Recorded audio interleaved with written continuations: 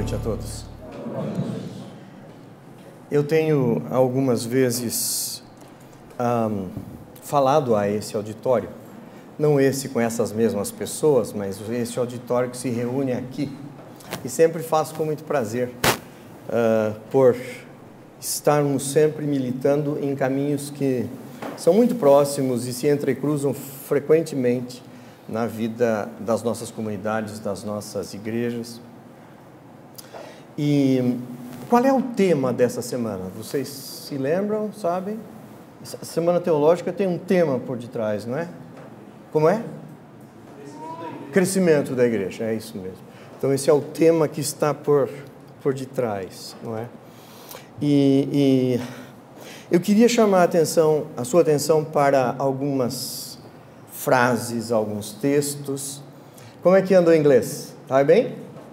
Vamos traduzir juntos? Vamos lá. Would you tell me, please? O que quer dizer isso?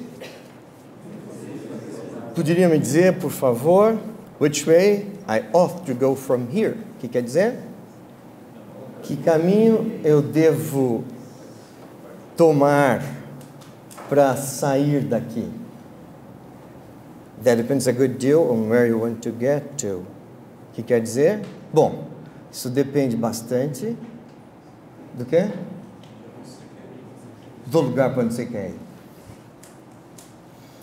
Mas eu quero que você tome sua Bíblia, se quiser acompanhar, e queria que lêssemos juntos alguns versos do capítulo 6 de João. O capítulo 6 de João é um capítulo longo, que contém vários momentos históricos da vida de Cristo, da vida de Jesus. Ele passa por um período onde aconteceram vários fatos que se tornaram muito conhecidos até hoje, e a gente, francamente, aqueles que estão um pouco mais distantes do texto bíblico, nem imaginam que está tudo contido ali, naquele único capítulo. Por exemplo, o texto nos fala da multiplicação dos pães, e conta toda a história da multiplicação dos pães. Depois, um segundo momento, é Jesus andando sobre o mar para encontrar os discípulos. Depois, a história da multidão que, animada com o milagre, vai buscar Jesus, esteja ele onde estiver, e vão encontrá-lo do outro lado do mar, em Cafarnaum, porque ele estava querendo se isolar um pouquinho e pegou um barco que o levava para o outro lado. Ele não estava mais onde o milagre da multiplicação dos pães se deram. Tudo isso é contado até o verso 25, que eu queria que lêssemos juntos. E achando-o no outro lado do mar, disseram-lhe as pessoas, a multidão: Rabi, quando chegaste aqui? Jesus respondeu-lhes e disse: na verdade vos digo que me buscais, não pelos sinais que vistes, mas porque comestes do pão e vos saciastes. Já é uma resposta estranha, não é? Trabalhai não pela comida que perece, mas pela comida que permanece para a vida eterna, a qual o Filho do Homem vos dará, porque a este o Pai, Deus, o selou. Tudo isso em resposta à pergunta das pessoas: Rabi, quando chegaste aqui? Disse-lhe, pois, que faremos para executarmos as obras de Deus? Verso 29, Jesus respondeu e disse-lhes: a obra de Deus é esta, que creiais naquele que ele enviou. Segue-se então, nos próximos versos, uma complicada conversa, uma disputa entre os judeus mais conservadores e Jesus, que faz frequentes analogias entre o símbolo e o concreto, entre o simbólico e o significado real, entre o pão que o viram multiplicar há pouco tempo e o maná do deserto, e desses dois com o dele corpo. Tudo isso se passa nos próximos 30 versos, mais ou menos até o verso 51, que culmina a conversa dizendo: eu sou o pão vivo que desceu do céu. Se alguém comer deste pão, viverá para sempre. E o pão que eu der é a minha carne, que eu darei pela vida do mundo. Disputavam, pois, os judeus entre si, dizendo: como nos pode dar este a sua carne a comer? Jesus, pois, lhes disse: na verdade vos digo que, se não comerdes a carne do Filho do Homem, não beberdes o seu sangue, não tereis a vida em vós mesmos. Quem come a minha carne e bebe o meu sangue tem a vida eterna, e eu o ressuscitarei no último dia, porque a minha carne verdadeiramente é comida, e o meu sangue verdadeiramente é bebida. Quem come a minha carne e bebe meu sangue permanece em mim, e eu nele. Assim como o Pai que vive me enviou, e eu vivo pelo Pai, assim, quem de mim se alimenta também viverá por mim. Este é o pão que desceu do céu. Não é o caso de vossos pais que comeram maná e morreram. Quem comer esse pão viverá para sempre. Agora, deu um nó na cabeça de boa parte do auditório, certo? Veja o que é que o verso 60 diz. Muitos, pois, dos seus discípulos, não do povão, certo? Muitos, pois, dos seus discípulos mais próximos, ouvindo, disseram: duro é esse discurso, quem o pode ouvir? Sabendo, pois, Jesus em si mesmo que os seus discípulos murmuravam disso, disse-lhes: isso escandaliza-vos? Que seria, pois, se visseis subir o Filho do Homem para onde primeiro estava? O Espírito é o que vivifica, a carne para nada aproveita. As palavras que eu vos digo são Espírito e vida, mas há alguns de vós que não creem. Porque bem sabia Jesus desde o princípio quem eram os que não criam e quem era o que havia de entregar. E disse, por isso eu vos disse que ninguém pode vir a mim, se por meu Pai não lhe for concedido. Desde então, muitos dos seus discípulos tornaram para trás e já não andavam com ele. Então, e agora ponto alto dessa conversa, então disse Jesus aos 12, quereis vós também retirar-vos? Texto inacreditável para uma semana que vai falar sobre crescimento da igreja. Você pode pensar, esse cara pode voltar para a música dele porque pisou na bola feia, não é? Dodgson, Charles Ludwig Dodgson, é um conhecido romancista, fotógrafo, matemático e pastor anglicano nas horas vagas. Não foi lá um pastor muito bem sucedido. Chamava-se, ou ficou conhecido como Lewis Carroll, e foi com esse nome que escreveu um dos grandes best-sellers para a criança, mas que os adultos respeitam até hoje, Alice no País das Maravilhas. Alice é uma menina curiosa que entra na toca de um coelho, correndo atrás de um coelho falante, e cai num mundo fantástico e interage com estranhas personagens. Tem o chapeleiro maluco, um homem baixinho com uma cartola grande, tem o coelho branco que aparece dizendo, ai, ai, vou chegar atrasado demais. Tem a lagarta azul, a rainha de copas, os gêmeos. Mas aqui nos interessa um último personagem chamado o gato de Cheshire. Ele é dos poucos personagens que dialogam com a menina. Eles conversam 2 ou 3 vezes, não mais que isso. Mas no segundo diálogo se passa algo muito interessante. O diálogo é realmente impressionante. Alice, preocupada por estar perdida, pergunta para o gato: você poderia me dizer, por favor, que caminho devo tomar para sair daqui? O gato diz, isso depende bastante de onde você quer chegar. E ela então diz, eu não me importo muito, para onde? Ele respondeu, então não importa nada que caminho você irá tomar. Se você não se importa muito para onde você quer ir, não importa o caminho que você tomar. Em outras palavras, para quem não sabe onde quer ir, qualquer caminho serve. Vamos nos lembrar do texto de João. E dizia, Por isso eu vos disse que ninguém pode vir a mim se por meu Pai não lhe for concedido. Desde então, muitos dos seus discípulos tornaram para trás e já não andavam com ele. Então disse Jesus aos 12, quereis vós também retirar-vos? Queria que considerássemos esse texto a partir da ótica desta semana.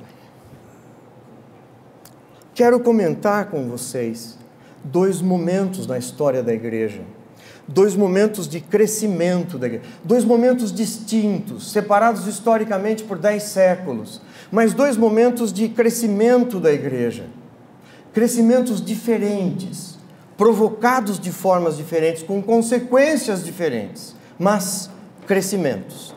E talvez daí tirarmos alguma lição para nós em pleno século 21. Primeiro, eu queria recordar com vocês uma história que se deu no Império Romano do primeiro século. No ano 64, Roma sofreu um pavoroso incêndio que destruiu grandes porções da cidade e devastou economicamente a população romana. Nero, que já estava considerado completamente fora dos trilhos, era provavelmente, ou foi o suspeito maior de ter intencionalmente ateado fogo à cidade, mas fizeram que a culpa recaísse sobre os cristãos que passaram a ser perseguidos. Esse é o primeiro momento histórico documentado da perseguição sistemática aos cristãos. Isso quer dizer que, historicamente, o período longo, árduo e sofrido período da perseguição aos cristãos, onde eram mortos, lançados às feras, etc., etc., começa, pelo menos com registro histórico fidedigno, ali pelo ano 64 e vai até o início do século IV, ali em torno do ano 300 e alguma coisa. Pois bem, Tácito, o historiador de Roma, escreveu nos seus anais.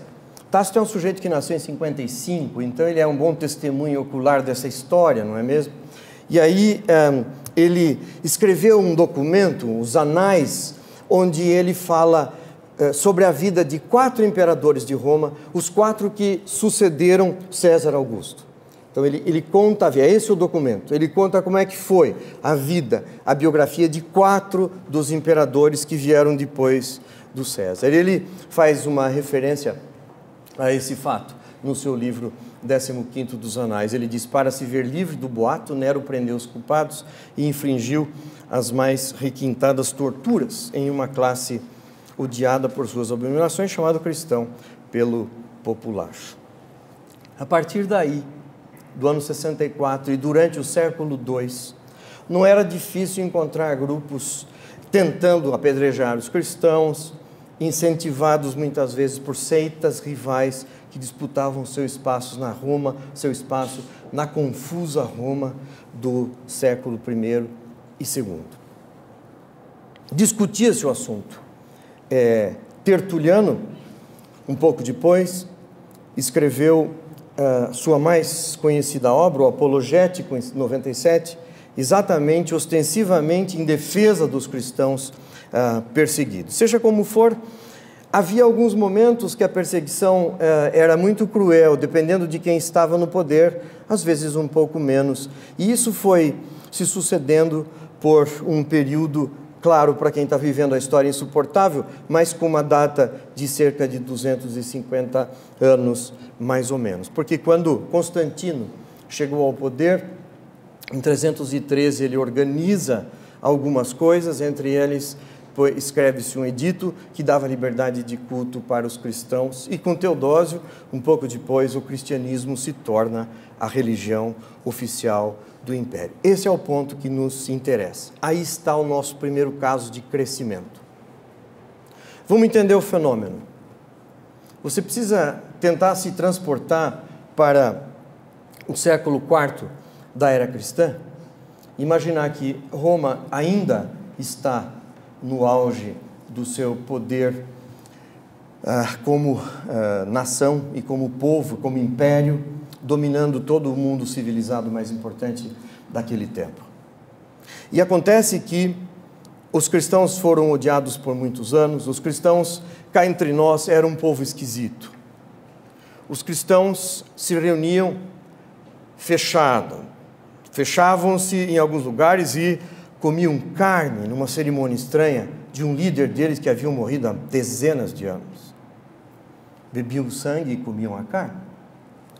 Eles não participavam das festas que haviam no Império Romano, e essas festas eram muitas e muito longas. Os cristãos não participavam de nada, gente chata. Certamente gente chata assim é quem põe fogo numa cidade, ou não é? E aí acontece que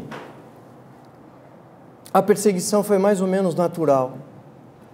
E eu fico pensando o que aconteceu quando do dia para a noite, com Teodósio, o cristianismo da religião, do povo, do grupo cultural perseguido e morto, passa outra vez, do dia para a noite, a ser a religião do Estado. Imagina a cabeça dos romanos. Até ontem a gente podia matar cristão. Divertido. Agora, o imperador é cristão. Você acha que o general 5 estrelas que está servindo na Núbia, quando recebe o telefonema dizendo, cara, o imperador agora é cristão, você acha que ele falou o quê? Também sou. O cara pergunta, vai perder o posto. O outro que deu a notícia do outro lado do telefone falou, mas você sabe o que é isso? Ele falou, não faço nem ideia, mas pode avisar que eu sou. Foi exatamente assim, fora o telefonema. De repente, o Império Romano, você pensa que é pouco, olha no mapa e tenta descobrir o que é o Império Romano. Acha o centro da Europa e olha para a direita o que der. Vá-se embora aonde era o Império Grego, de lá para lá. Tudo isso é Império Romano, é tudo. Quando chegou a notícia para os caras lá, os chefões lá do outro lado, que agora o cristianismo era a religião oficial do Estado, ele também era cristão, obviamente. Ele não fazia a mínima ideia do que era isso. É por isso que uma das preocupações dos líderes, tanto políticos quanto eclesiásticos daquela época, é a tentativa de organizar. É por isso que foi a tentativa de dizer o que é ser cristão. Ora, senhores estudantes de teologia, quando foi um dos mais importantes concílios universais da Igreja Cristã? O de Nicéia, em 325. Convocado por quem? Por Constantino. O edito é de 313. Ele convoca em 325 para reunir a inteligência da época, para descobrir o que é ser cristão.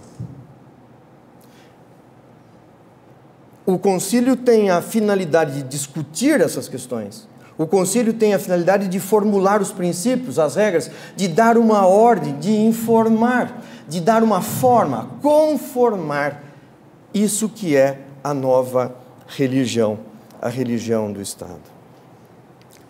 O crescimento foi tão maluco que havia cristãos que praticavam matança de animais, derramamento de sangues, cerimônias super complicadas de iniciação. Cristãos.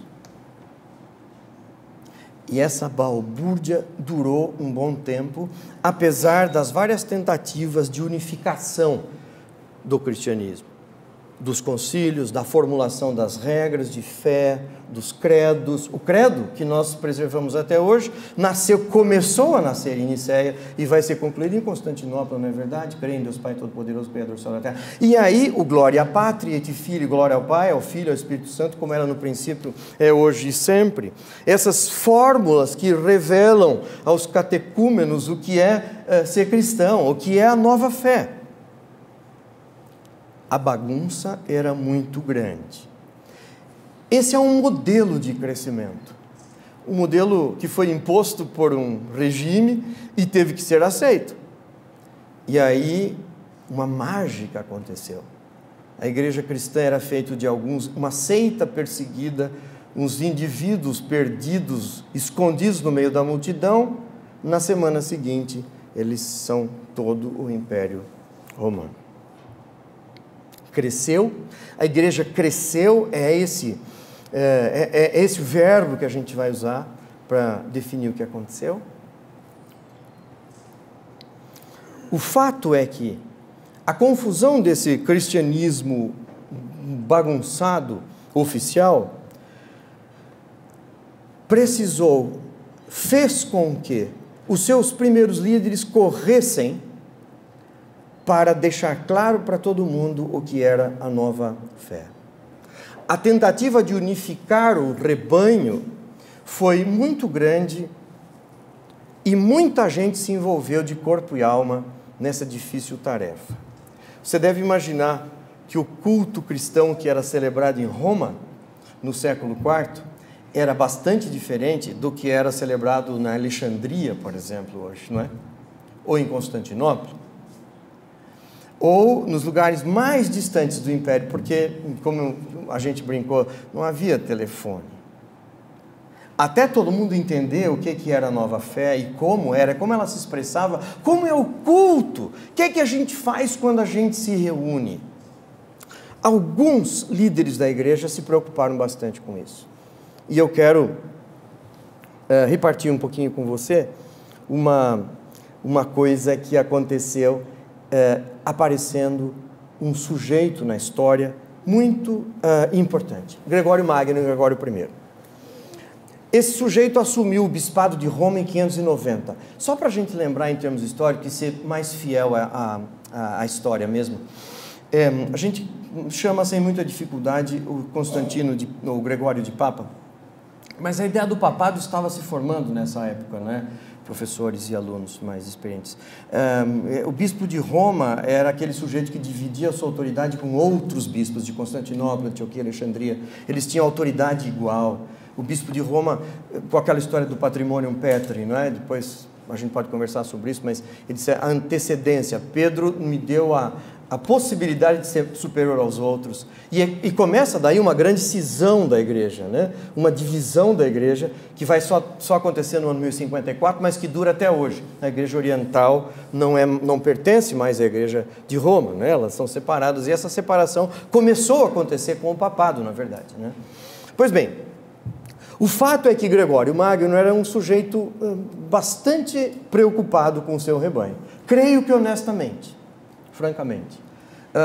Ele é um teólogo, na verdade, diferente de alguns outros bispos que tinham uma função muito mais política. João, o diácono, fala sobre o Gregório bastante elogiosamente. Eu não sei se você sabe, você se lembra, mas o nosso João Calvino admirava Gregório Magno, Gregório I. Ele escreveu nas suas Institutas que ele foi o último bispo de Roma que prestou. Era um dos primeiros, na verdade, né? É verdade. E ele gostava exatamente por causa da preocupação honesta de Gregório de dar um rumo para esse imenso rebanho desarrumado. Veja como a palavra é boa aqui. E aí ele percebeu que uma das coisas era uniformizar a expressão da fé coletiva. Quando essa igreja se juntava, era preciso ter um momento cultico, momento central da comunidade cristã. Como é o nosso culto? Ele gastou um tempão para isso. Tanto tempo que ele criou, com ele é criado uma música que nunca deixou de ser absolutamente identificada com a igreja cristã. O canto gregoriano, chamado gregoriano em homenagem a ele. Gregório fala uma coisa importante que eu queria que você entendesse muito bem. Gregório diz, nós temos que achar uma música para uniformizar o nosso rebanho, para juntá-lo e expressar a sua fé, que não seja contaminado de nenhuma outra informação. As únicas referências dessa música que a gente vai ter que ter para eles cantarem é a referência religiosa. Para isso ele vai buscar em duas fontes. A leitura do texto bíblico pelo judeu e os himnos gregos. Meus alunos me ouviram falar muitas vezes isso. Quando a gente ouve himnos, a gente está ouvindo cultura grega no texto do Novo Testamento. Hinos é sempre a influência métrica, metrificada, poética em estrofes, que os gregos espalharam, não é? E que os romanos, que imitavam a arte grega e um montão de coisa, os romanos achavam os gregos chiques. E eles construíam templos e edifícios parecidos com os romanos, e eles faziam estátuas parecidas, e iam buscar na Grécia estátuas, instrumentos musicais, etc, etc, etc. Imitavam os gregos. Era chique grego. O primeiro século em Roma, a língua usada é grego. Veja, o que acontece? Acontece que agora a gente tem a Grécia influenciando muito com a sua cultura elegante e refinada de muitos séculos, com uma literatura altíssima, e a igreja cristã primitiva começa a se apropriar da refinada literatura e forma grega. Os himnos, e a palavra tem total origem grega, é sempre uma canção de louvor, quase sempre uma ode laudatória, de louvor, de elogio, de falar bem. Louvar igual falar bem de, ok? Louvar quer dizer elogiar. Qualquer um, qualquer pessoa, tá? Qualquer coisa.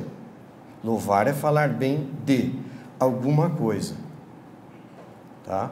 Louvar, isso não tem nada a ver com o que eu vou continuar falando. Mas louvar não tem nada a ver com cantar, tá bom?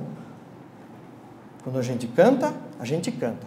Canta louvores até, às vezes. Mas canta orações, canta exortações, canta pedidos, súplicas, não é? Depende do texto. Quando você canta louvores, você está louvando. Quando você faz uma oração... Vou aumentar o parênteses. Eu creio, Senhor, canta na divina promessa, vitória já tive nas lutas aqui, contudo é muito certo que a gente tropeça, por isso, Senhor, eu preciso de ti. Louvor? Não. Claro que não. Isso é uma oração. Você está envergonhado, porque o bem que você quer fazer, você não consegue, e o mal que você não quer, você faz. Parafraseando alguém melhor do que todos nós. Não é? Mas tem pior. Vamos louvar a Deus com o hino Vamos Nós Trabalhar. O que o texto diz? Vamos nós trabalhar. Esse hino não é de louvor e nem é para Deus. Ou você está falando com Deus? Vamos trabalhar. Claro que não, você não é maluco. Você não está falando com Deus. Isso não é um cântico de louvor, isso é uma exortação horizontal para o seu vizinho de banco. Você não está falando com Deus nessa hora. Espero que não.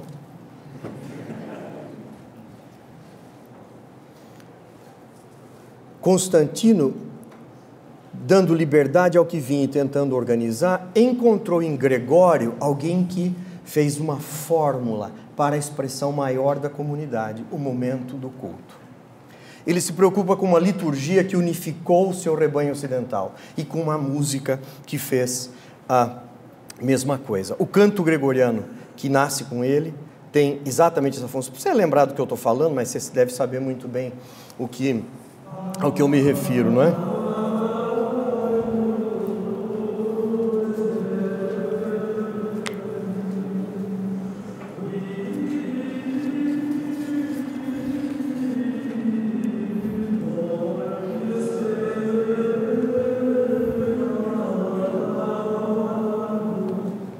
Etc. Por muito tempo. Não é? O canto gregoriano é uma música para o clero. Os líderes da igreja cantam. A igreja ouve atenta. Mas o canto gregoriano cantava as partes da cerimônia. Vai nascendo um formato de uma cerimônia que dá certo, que as pessoas entendem, e ela dura 1000 anos, até a reforma de Lutero. O começo da cerimônia é Kyrie eleison, Christe eleison. Toda missa romana, todo culto cristão antes da reforma, vou corrigir, todo culto cristão antes da reforma, mas era um crente ou era um católico? Eles eram cristãos, não tinha protestante. Você teve um monte de protestante, mas não o protestantismo oficial, que nos dá um nome. Pois bem, a igreja cristã cantou por 10 séculos depois de Gregório músicas dessa origem. E ela delineia a forma do culto. Aí está a sua importância. Sempre um culto romano antes da reforma começa com Kyrie eleison, Cristo eleison. O que quer dizer? Senhor, tem compaixão de nós. Aliás, essa disputa vai continuar com Calvino e Lutero. Quando a gente chega num culto, o primeiro ato do culto é de confissão de pecados ou é de louvor, adoração? Né? Essa discussão durou bastante tempo. Continua. O fato é que na missa romana estava resolvido. O primeiro ato é Senhor, Kyrios, Senhor dos senhores, eleison, tem compaixão de nós. Christe eleison. A expressão era grega, pré-cristã, ou eles enxertaram a expressão Christe eleison. Cristo tem a compaixão, né? Cristianizaram uma expressão antiga grega. Pois bem, agora vem o glória. Então, primeira parte, Kyrie, depois o glória a Deus nas alturas, o glória. E na terra, paz aos homens, etc. Agora o credo. Veja, está delineando uma liturgia, dá para entender? Kyrie eleison, Cristo eleison, tem compaixão de nós. Agora, de coração puro, glória a Deus, louvores. Agora, credo em unum Deum, creio em unum Deus, Pai Todo-Poderoso. Agora eu posso afirmar isso, né?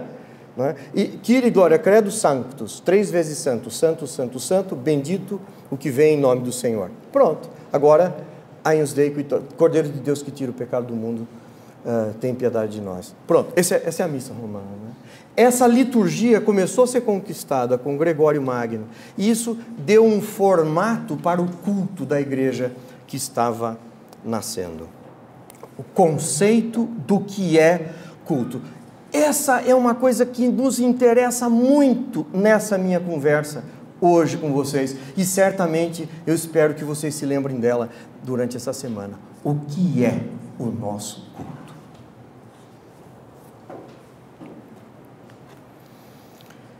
A reforma gregoriana é a tentativa de organizar a igreja.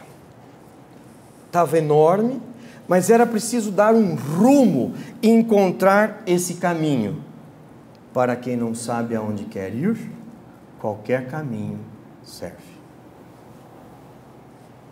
Mas encontrar um caminho não quer dizer que está tudo resolvido. Você pode se perder nesse caminho. Eu não preciso nem dizer para você, depois de Gregório no século VI, 5, 6 e 7, como essa igreja foi se perdendo pelo caminho. A ponto de se levantarem pessoas, ali pelo século XIV, 13, 14, 15, finalmente 16, com toda a sua força, para protestarem. Lutero, quando protestou, disse o quê? Vamos fundar uma nova igreja? Não, isso é coisa moderna. Lutero disse, vamos voltar a igreja para o caminho. Se você não sabe para onde você tem que ir, qualquer caminho serve. Lutero dizia, não serve qualquer caminho. Gente, a gente está tomando caminhos paralelos que estão desviando a gente do rumo. Tá, não tem dúvida que a reforma de Gregório Magno foi uma reforma que conseguiu sucesso. Ela formatou um montão de coisa, mas acontece que o risco é grande de se perder pelo caminho. Quando nós falamos sobre o gato e Alice, eu, na verdade, não fui até o fim com o diálogo. Você se lembra? O ponto culminante do diálogo é quando Alice, até agora, é quando Alice diz, eu não me importo muito para onde. Ela queria sair de lá. E o gato disse, então não importa nada que caminho você irá tomar. Mas Alice então interrompe dizendo, desde que seja para algum lugar. Dá para entender? Alice disse, eu não me importo muito para onde, desde que seja para algum lugar. Ela tentou consertar, mas acho que não foi bem sucedida, não é verdade? Algum lugar nem sempre resolve. Algum lugar. Tá bom assim? Não estava bom assim. Algum lugar não serve. Tanto não serve que a gente foi para alguns lugares muito perigosos nessa caminhada de 1000 anos, até que a necessidade de uma nova reforma. Outra vez, os reformadores, primeiro Lutero, não queria exatamente criar uma nova igreja, e sim reencontrar o caminho. Lutero é lembrado a todo 31 de outubro pelas teses na porta de Wittenberg, o que de fato aconteceu em 1517. Mas há muito mais. Lutero achava que a igreja propunha o caminho, que a igreja perdera o caminho e propunha reencontrá-lo, fazer retornar para a estrada principal. E para isso pensa outra vez no culto, na liturgia. Não só, pensou em um monte de coisa. Mas o culto, a liturgia e finalmente a música foi um foco de atenção enorme de Lutero. Somente comparável a um outro reformador que virá pouco depois dele, João Calvino. Mas eu já falo de João Calvino. Lutero olha para a música com bastante respeito, porque Lutero, vou dizer já para você uma coisa que é muito difícil de entender para quem está estudando esses dois reformadores. Lutero tem a convicção, abro um parênteses aqui, Lutero tem a convicção de que a música foi um presente de Deus para o homem. Quer dizer, a música para Lutero é uma centelha da divindade. Isso o alinha com o pensamento da filosofia dos gregos, o éon, pessoal da filosofia. O éon é uma espécie de centelha que escapa do Deus, não é? E entra no ser humano, é uma centelha da divindade. Os gregos criam isso de forma concreta, real, não simbólica. Né? Uma parte dentro do seu corpo, em algum lugar, é essa centelha, é esse éon, que é um presente do Deus. E isso é que torna você diferente, por exemplo, dos animais. Lutero acreditava que a música era isso. Era uma centelha da divindade e que Deus tinha dado essa centelha somente para o ser humano. Segundo Lutero, nem os anjos têm essa centelha da música. Não é? Você fala, mas anjo canta. Mostra no texto bíblico quando tem anjo cantando. Mas não agora, depois você procura e me mostra. Não é essa a nossa discussão. O fato é que, por Lutero acreditar isso, é óbvio que ele pensa o quê? Se a música é um presente de Deus exclusivamente para os homens, qual é o outro grande presente concreto que Deus deixou para a gente? A sua palavra escrita. A gente tem que juntar essas duas coisas. O melhor veículo para a palavra de Deus é a música. Pronto. Calvino não entendia isso da música. Calvino entendia que a música era uma ars, uma arte, uma coisa criada pelo homem.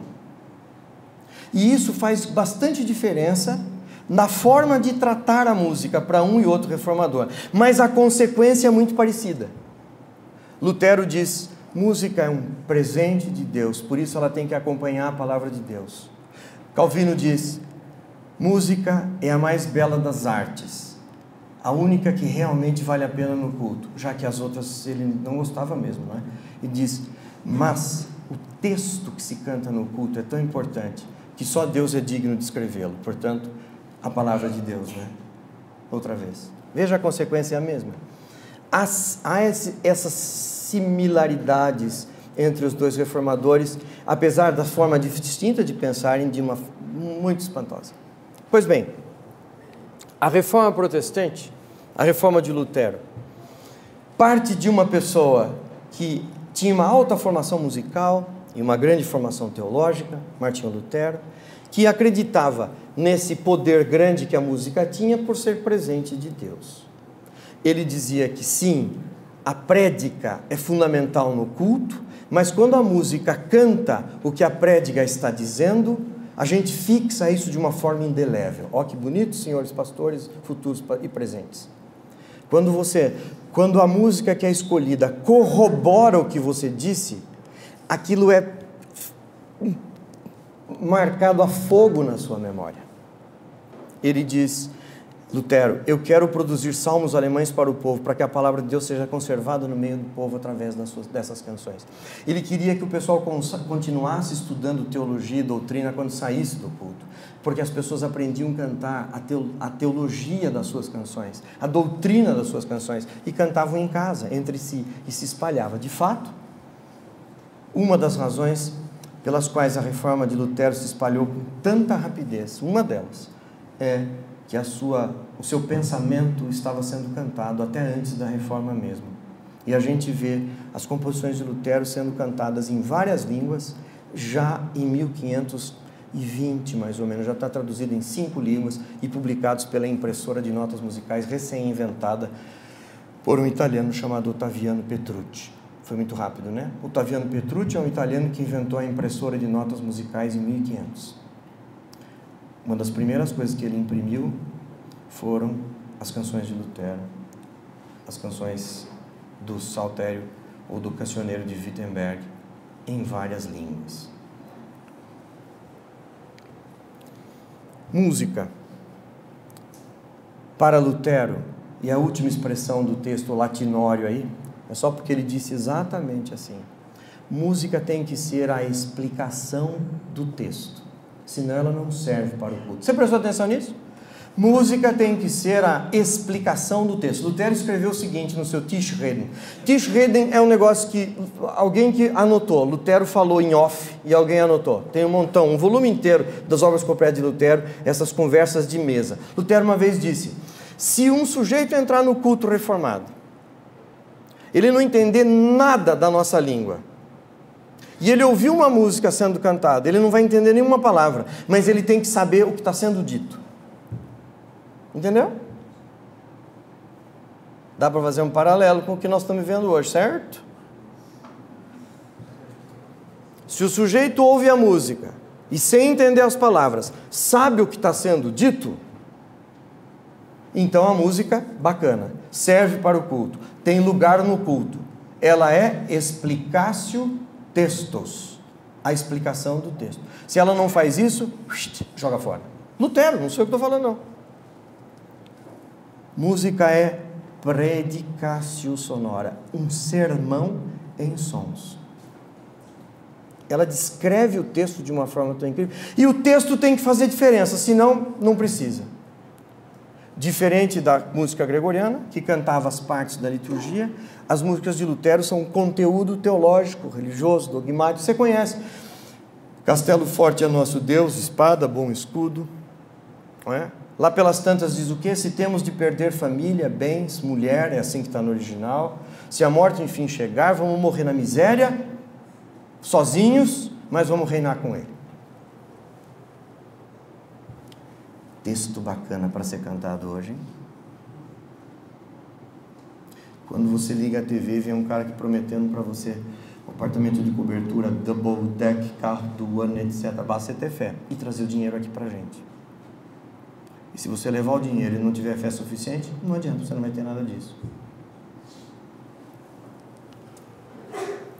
Música, que é a explicação do texto, tem função no culto. E no culto a gente pode falar que a gente pode perder tudo por seguir a Deus. Lutero falou, e foi uma revolução a reforma dele. A música de Lutero é uma música que considera o seguinte: não é o clero que precisa cantar, quem tem que cantar as pessoas, em que língua? Na língua local, o que? Verdades teológicas, princípios dogmáticos. Quero que você ouça só um pedacinho, já que eu pus aqui, né? Senão vai ser mão de obra à toa. Veja, o gregoriano era o clero cantando. Quem está cantando aqui? Todo mundo, mulheres, isso, crianças, em vozes, num ritmo, silábico, não tem voltinha mais, é silábico, a gente entende cada palavra. Quer dizer, quem entende alemão entende cada palavra. Não é? Esse é exatamente assim que Lutero compôs, tá? Não como a gente canta hoje. Esse ritmo é o de verdade. Bem assim. É um pouquinho diferente, né? Só essa linha igualzinha.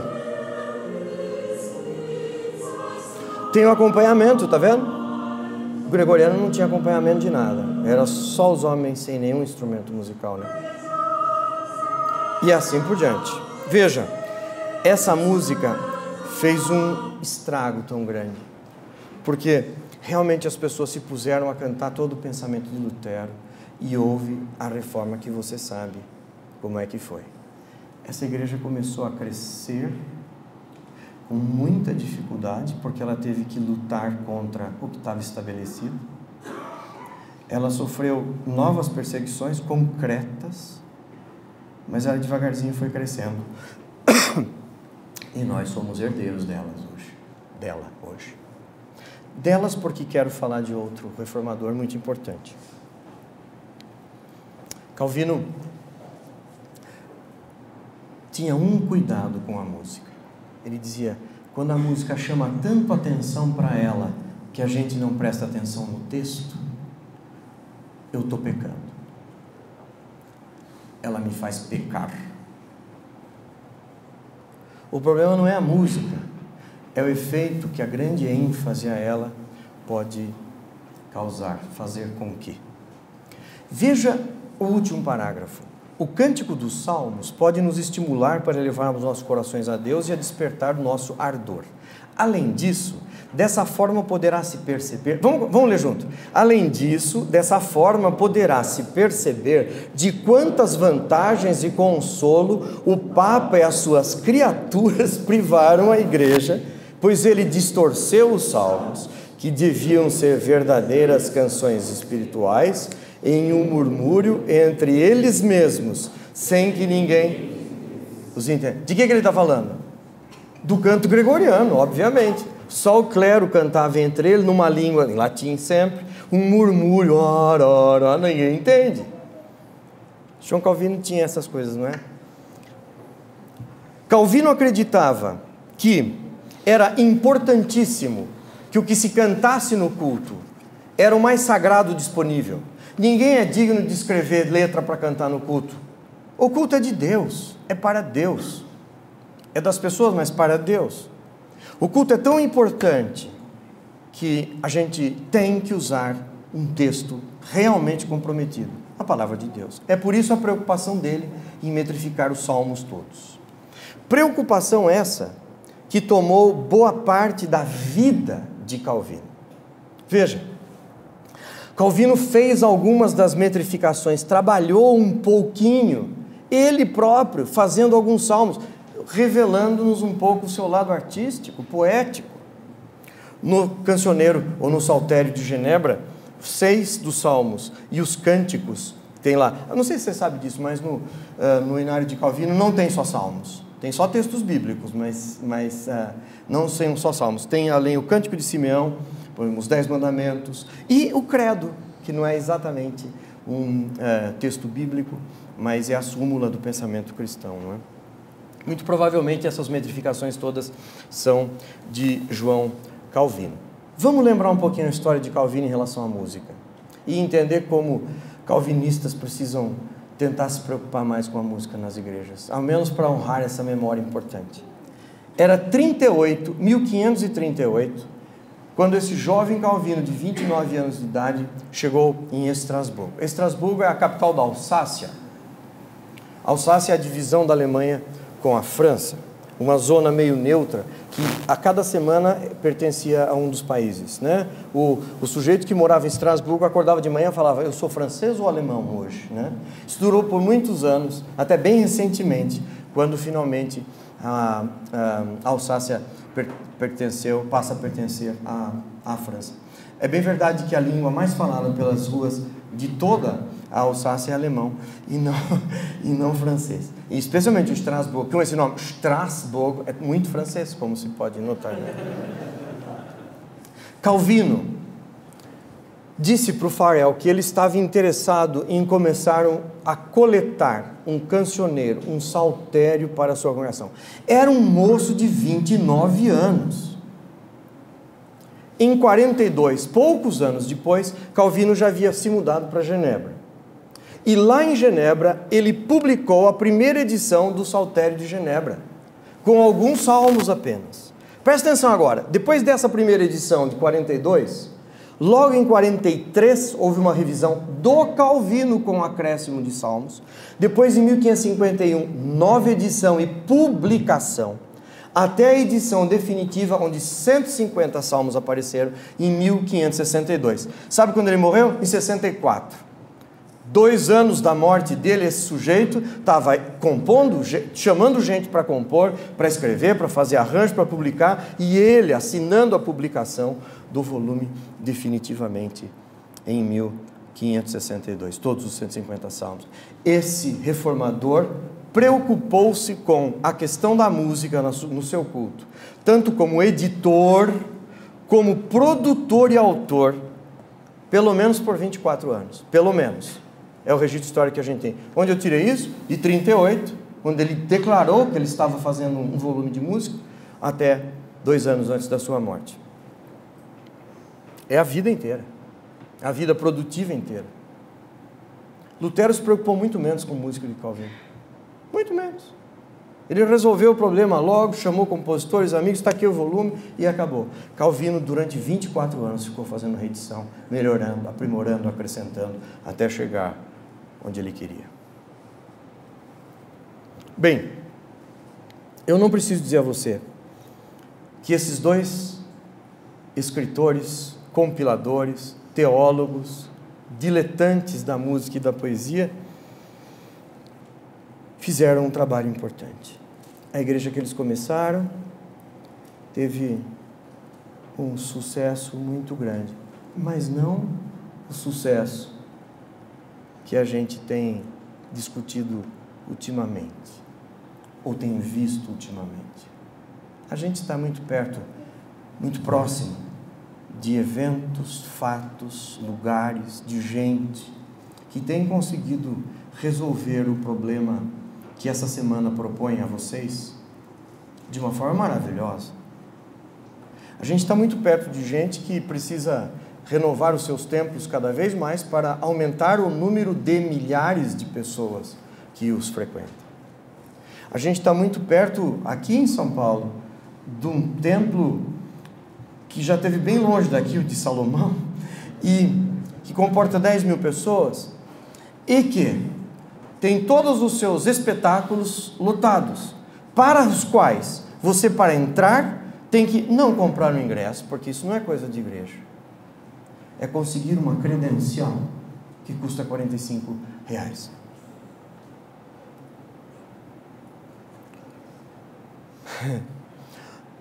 E enche toda vez. Isso quer dizer, se a nossa conversa for encher igreja e fazer sempre maiores, quem devia estar aqui falando essa semana não é nenhum de nós. Porque tem gente muito bem-sucedida por aí.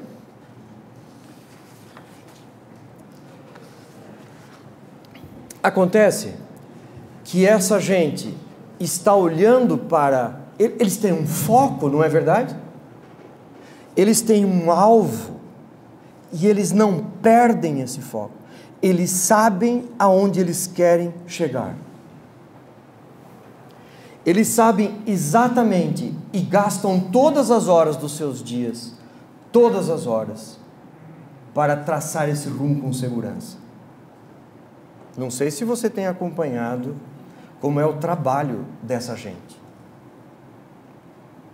Mas é um trabalho de alguém focado, de alguém que tem colocado os seus assessores para fazer os melhores cursos no mundo inteiro de administração, de direito, de empresa, não é?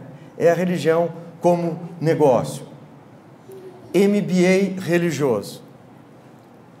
O que é que a gente joga fora porque não dá lucro? O que é que a gente põe porque dá lucro? Eu espero que não é isso que a gente vai falar durante esses dias aqui. Estou certo que não. Eu quero falar um pouquinho sobre o culto, porque penso que se nós não sabemos o que é o nosso culto, se não soubermos o que é que a gente deveria querer com o nosso culto, dificilmente vamos saber como alcançá-lo. talvez a gente não saiba o que a gente está procurando. Para isso, eu quero mais uma vez recorrer a Alice e ao gato. Ainda não tinha acabado o diálogo. Quando Alice disse para ele, corrigindo-se, porque ela achou que ela tinha dado uma bola fora, desde que seja para algum lugar, ele dá a última resposta do diálogo. O diálogo se encerra aqui. Ele diz, esteja certa de que isso acontecerá, desde que você caminhe bastante. Você entendeu? São sutis as diferenças, mas o diálogo é extraordinário. Vamos reproduzir? Alice vê o gato e diz, que caminho devo tomar para sair daqui? Ele diz, depende de onde você quer ir. Ela diz, não me importo muito para onde. Ele diz, então, não importa o caminho. E ela diz, bom, peraí, desde que seja para algum lugar. Ele diz, bom, então, você certamente vai chegar, é só andar bastantão, você chega em algum lugar. Não é genial? Eu tenho participado de inúmeras reuniões, conferências, palestras que discutem a música nas nossas igrejas. Se pode palma, se pode saxofone, se pode bateria, se pode cantar música ruim, etc. Mas sempre que eu estudo essa questão, que converso com as pessoas, que leio sobre essa história, que debato com os líderes da igreja, fica claríssimo para mim, evidentíssimo, que o problema não é a música. Embora seja um grande problema. Mas o problema não é a música. A corrosão é mais profunda, na minha opinião. O problema é que nós vivemos hoje uma crise de identidade.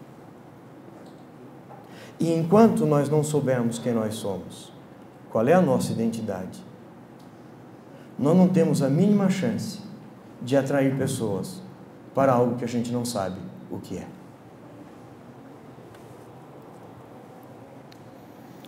Se não sabemos muito bem como nós somos, nós não sabemos como nós nos expressamos. Refiro-me à máxima e mais importante, o máximo e mais importante momento, atividade central da igreja, que é o culto. Como é que é o nosso culto? O que é um culto? Faça essa pergunta para os seus colegas seminaristas, seus colegas pastores. O que é um culto? Profundamente. Não, o culto é domingo, a gente vai lá e... Não. O que é o culto? O que acontece nesse momento? Para que é que a gente está lá? Faça essa pergunta. Colegas, pastores, presbíteros, diáconos, membros da igreja, e você vai ficar assombroso com o que vai ouvir. Por quê? Porque nós perdemos os parâmetros. Nós, líderes, e a nossa comunidade, muito mais. Porque se ela assiste o seu culto bacana, depois ela liga a sua TV e vê outro culto mais bacana que o seu. E as pessoas começam a pensar que aquilo é culto. E a gente não tem coragem de dizer para ele, você está por fora. Porque a gente não sabe responder o que é um culto. Assim, não sabemos mais o que é o culto a Deus, ou o lugar do culto na vida das pessoas, na vida da igreja. E é por isso que vivemos perguntando o que pode e o que não pode. Descubra o que é o culto e você vai saber o que pode e o que não pode. O que é o culto? Definindo um caminho onde a gente quer chegar. Culto é um encontro. Por mais que os primeiros reformadores tenham opiniões aparentemente contrárias nunca, mas com nuances diferentes, todos concordam que o culto é um encontro. Um encontro de pessoas que se reúnem em nome de Deus, que se dispõem para lá estarem. O culto é o encontro de Deus com seu povo, onde haverá diálogos. Deus fala com sua igreja, através da sua palavra, que é lida, explicada, cantada, e a congregação adora a Deus, louva a Deus. E adora no ato mais completo e confessa seus pecados através de orações, oferendas, hinos. O culto é atividade coletiva. Não há lugar em termos gerais, genéricos e técnicos, digamos assim, para individualidades no culto. O culto é o único dia na semana, ou momento, ou horas na semana, que a comunidade se encontra com Deus para conjuntamente adorá-lo. O culto não é uma atividade cotidiana no sentido de é igual todo o resto. O culto é um momento especial, que começa num momento específico e se desfaz, se desmancha quando a congregação se separa na porta. Eu não gosto da expressão de muitos líderes, nosso culto acabou, mas ele não acaba nunca, agora a gente vai. Não, o culto acaba na hora que todo mundo sai da igreja. Pode começar agora um outro culto, um outro momento seu com Deus, mas o culto comunitário é um momento diferente do cotidiano. Nós perdemos essa dimensão. A gente precisa resgatar isso nas nossas igrejas. A gente se aproximou tanto de Deus por causa de saber que Deus é Pai, mas é Pai no Velho Testamento já, que é muito diferente do que Pai hoje. Mas a gente precisa resgatar esse Deus que é Pai e é próximo, mas que fala para Moisés quando se aproxima demais, tira a sandália do teu pé. A gente perdeu essa dimensão. A gente perdeu a dimensão do sagrado. A gente precisa resgatar para as nossas comunidades a dimensão do sagrado, daquilo que é diferente do dia a dia, daquilo que se dá em um momento especial e único, no caso do culto, coletivamente. O seu encontro com o sagrado tem que se dar cotidianamente, tem que estar sempre consigo e com Ele. Mas o encontro da comunidade com Deus, esse encontro coletivo, que não é para ninguém individualmente, mas para a comunidade, isso se dá no momento do culto. O culto é uma atividade coletiva. E é essa a função mais importante da igreja. Não tem outra mais importante. Tem muitas atividades da igreja importantes, mas mais importante que o culto, não há nenhuma. É do eixo central do culto que parte todo o resto. A vida dos membros, a educação cristã, evangelização, ação na sociedade, obra diaconal, missões, etc, etc, etc. Se a nossa vida, a vida da igreja for a atividade diaconal, assistencialista, de ajuda aos outros, desvinculada do culto, vai ser o Rotary Club. Nada contra o serviço que eles prestam, mas não é esse o trabalho da igreja. A igreja tem que fazer isso, mas como consequência, não como objetivo primeiro. Qualquer trabalho da igreja que não parte do culto, do momento de comunhão, da comunidade com Deus, pode ser lindo, mas não é cristão. Até mesmo evangelismo, e agora eu falo isso com muito temor em todos os sentidos, desvinculados da ideia do culto, pode atrair pessoas para algo que não existe. É como se a gente sai convidando todo mundo para vir comer um banquete muito especial. Trabalha tanto no convite que esquece de cozinhar. E aí não tem o que oferecer. No seu custo, a igreja mostra quem ela é, a quem ela pertence. Ela mostra a sua identidade ou sua falta de identidade. Ah, se eu te perguntar como é que é a igreja presbiteriana do Brasil hoje, você vai ter uma dificuldade imensa de me responder. Nós nos orgulhamos de ser uma igreja sem uma liturgia fixa. É bom que seja mesmo. Nós temos princípios litúrgicos. Mas esses princípios litúrgicos estão tão jogados às traças que a gente não faz a mínima ideia de onde é que nós devemos chegar quando a gente começa a pensar no nosso culto. Qual é o culto da igreja presbiteriana do Brasil? O que é que nos dá identidade? O que é que nos diferenciam das outras? Bem, eu sei que na pós-modernidade ninguém quer ser diferente, a gente quer ser igual. Na pós-modernidade as coisas são um pouquinho diferentes, né? Até há pouco tempo, antes dessa pós-modernidade, só na modernidade, as coisas eram um pouco mais definidas, não é? A gente perguntava, você trabalha onde? Trabalho na companhia assim, assim, assim. Quanto tempo? 15 anos. Hoje você pergunta para um jovem empreendedor, você trabalha onde? Ele fala, como assim? Como é seu salário? Como assim? Ele pode trabalhar no porão da casa por 3 anos e vender o que ele inventou no computador por 5 milhões, né? e depois ficar mais 4. Então, o conceito de trabalho mudou. A pós-modernidade, que alguns não gostam da palavra, eu estou só usando na falta de uma melhor, é complicado, não é? A gente tinha as coisas muito definidas. Você é casado ou solteiro, só tinha 2 opções.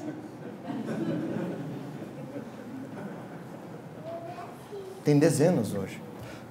Solteiro, mas vivemos juntos, casado, mas não vivemos juntos, e vai por aí fora, não é? Eu não preciso nem dizer de outras coisas, né? Mulher usava saia, homem calça, mulher tinha cabelo comprido, homem curto. Era mais fácil, não é? Então, tudo era mais objetivo. Você é homem ou mulher? Uma das duas.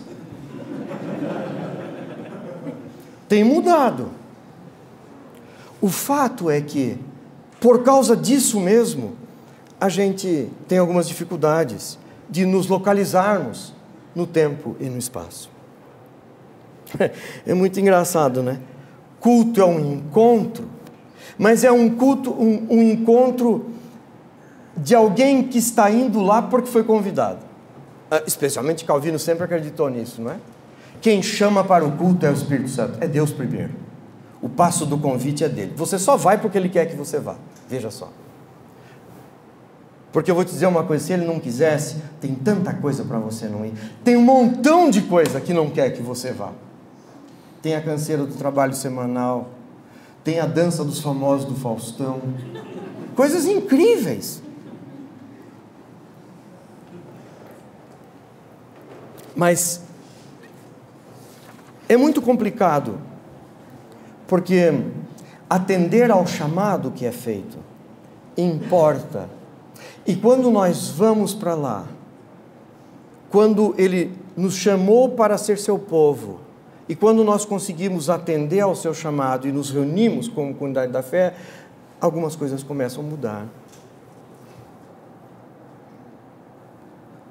Olha, se para quem não sabe aonde quer chegar, qualquer caminho serve, ir para algum lugar também não serve. Eu vou terminar. Se para quem não sabe aonde quer chegar, qualquer caminho serve, vale a pena a gente voltar para o nosso texto. O texto que a gente começou a conversar hoje. João. Também na leitura do texto eu poupei vocês do último versículo.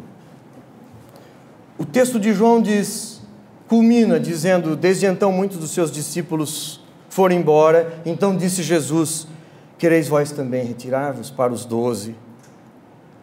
Pedro então disse: Senhor, para quem iremos nós? Tu tens as palavras da vida eterna. Pedro sabia que não servia a algum lugar. Ele sabia muito bem onde ele queria chegar. E ele sabia que algum lugar não servia. Ele pelo menos sabia que não tem outro lugar. O que quer dizer saber muito bem qual é o seu lugar. Para Pedro não servia qualquer caminho. Ele sabia onde queria chegar. Eu fico pensando, será que a gente tem opção demasiada hoje em dia? A gente tem muitos apelos. E o tema crescimento da igreja nos traz uma complicação agora, não é? Porque será que o caminho para a nossa igreja crescer é fazer um MBA em administração e administrar melhor, cortar as coisas que não estão funcionando, jogar fora?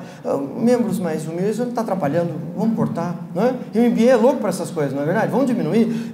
O membro aquele lá contribui pouquinho, então vamos cortar. Faz um MBA de administração, não é? E a gente administra a igreja só para fazer crescer. Palavra, tem jeito. Vai, está no nosso redor, ao nosso redor. Agora, quando a gente pensa num crescimento, demanda trabalho, preocupação, informação. Isso para o seu crescimento pessoal, intelectual, espiritual, humano. Para o crescimento da igreja, é óbvio que é uma coisa necessária, mas que tipo de crescimento? Quando a gente definir, é muito mais fácil. Senão, eu posso dizer exatamente o que o gato disse para Alice. Se você caminhar bastante em algum lugar, você certamente vai chegar. Mas eu não sei se serve. Vamos fazer uma oração?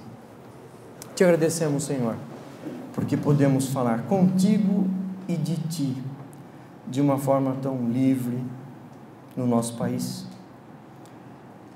Nós te agradecemos porque, embora cheios de deficiências, nós queremos fazer melhor aquilo que Tu colocas diante de nós, todos nós. E nós te pedimos que Tu nos ajudes, dê as ferramentas, faça que nós possamos entendê-la, faça que a gente possa encontrar certo e seguro o lugar que o Senhor quer que nós ocupemos na sociedade onde o Senhor nos coloca e que nós possamos encontrar o caminho sempre. Por Cristo Jesus. Amém.